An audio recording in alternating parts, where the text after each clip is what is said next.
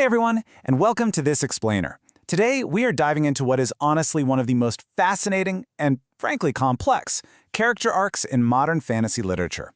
We're talking about Brandon Sanderson's Stormlight Archive. But we're not just looking at it as a magical adventure today. We're going to really analyze Shallan Davar's story as a profound, grueling psychological battle for self-integration. It's a journey that's going to resonate with literally anyone who's ever wrestled with imposter syndrome, or, just had to put on a mask to get through a really tough day. Which brings us right to the core of what we're looking at today. Here is the central question. How can someone who survives by hiding from the truth eventually learn to live with it? I mean, Shallan's entire existence has been built on this massive foundation of emotional suppression, so watching her systematically dismantle that foundation, it is absolutely captivating. Okay, let's take a quick look at our roadmap. We'll be covering hiding from the truth, the architecture of illusions, the fractured self, the burden of reality, canon versus fan theory, and finally, learning to live. Section 1. Hiding from the truth. We absolutely have to start with the foundation of Shallan's worldview, which is a childhood defined by some truly horrific realities. She grew up in this environment of just constant fear and turmoil. Her father, Davar, was this abusive tyrant, and his violent outbursts were constantly directed at her brothers. On top of that, she endured the incredibly traumatic, mysterious death of her mother, which, trust me, we are definitely going to unpack in a minute. And compounding all this family trauma, Shallan was subjected to strict Vorin societal expectations.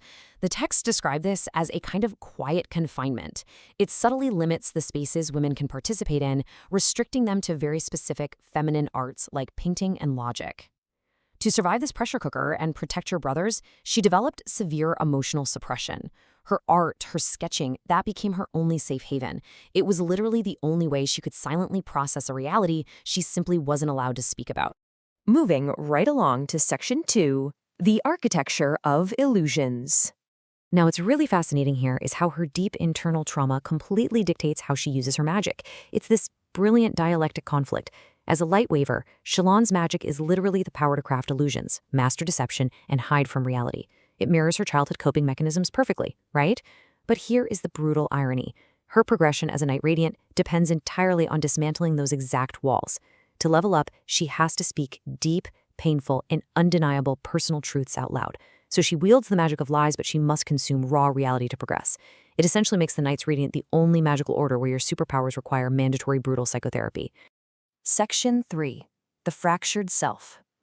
Let's talk about how she uses this magic to navigate spaces and traumas she couldn't face otherwise. She creates these multiple personas. And it is so important that we don't just reduce this to a cliché multiple personalities trope. These are highly specific, targeted coping mechanisms. We all wear different masks, say, at work versus at home, right? But Shallan's masks are specialized survival tools that let her operate in spaces she normally couldn't as a Vorin light-eyed woman.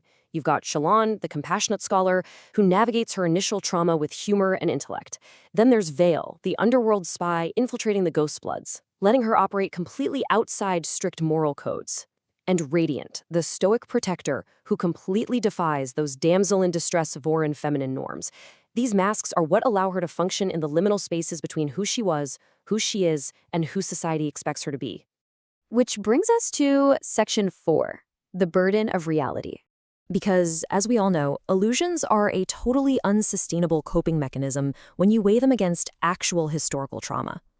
When you lay out the timeline of her life, the psychological weight she carries is just staggering. We find out she actually bonded a spren named Testament very early in her childhood. And then comes this horrifying truth. When her mother discovered her surge-binding abilities and literally tried to murder her over it, Shallan killed her own mother in self-defense using her shard blade. The trauma of that act caused her to break her oaths, turning Testament into a deadeye. Years later, she starts bonding a new spren, Pattern. Just think about the immense psychological weight of that timeline for a second. She has carried the repressed memory of killing her own mom just to survive, fundamentally believing that she breaks absolutely everything she touches. And that culminates in this absolutely devastating realization from the text: the world ended and Shallan was to blame. This is not just teenage angst, guys. In her mind, her act of self-defense triggered her father's descent into madness and completely ruined her family. But what if the implications of her actions are even bigger than that? What if they impact the entire Cosmere? Section 5. Canon versus fan theory. Okay, we are officially entering the realm of deep Cosmere lore regarding the death of Shallan's mother. We need a solid epistemic framework here to separate what we actually know for sure from what the community suspects. First, we have to define Chenarak, often called Channa. She is one of the 10 original heralds of the Oath Pact, the patron of bravery and a deathbringer. Now, the text and the author have confirmed that heralds, as cognitive shadows, are actually capable of procreation. So, hold on to that fact because it sets up the ultimate test of Shallan's character arc.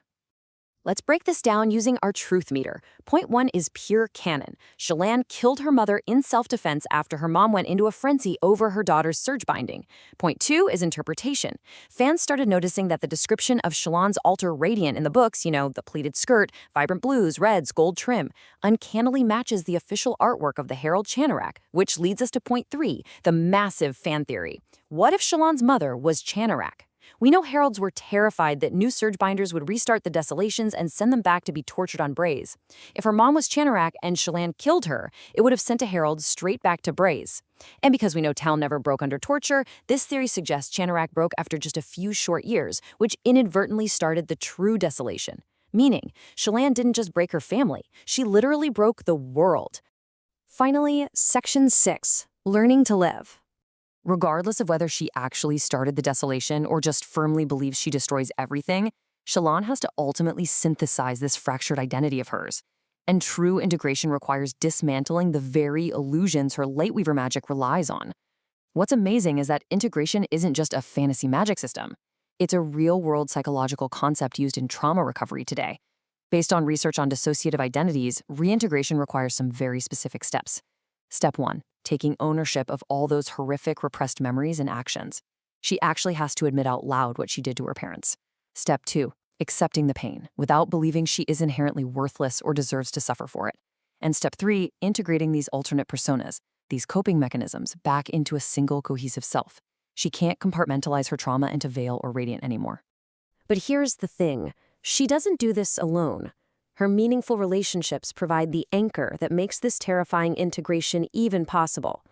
Jasnah Kholin shows her that scholarship isn't just some polite hobby. It's a weapon to define her own identity and relentlessly seek the truth.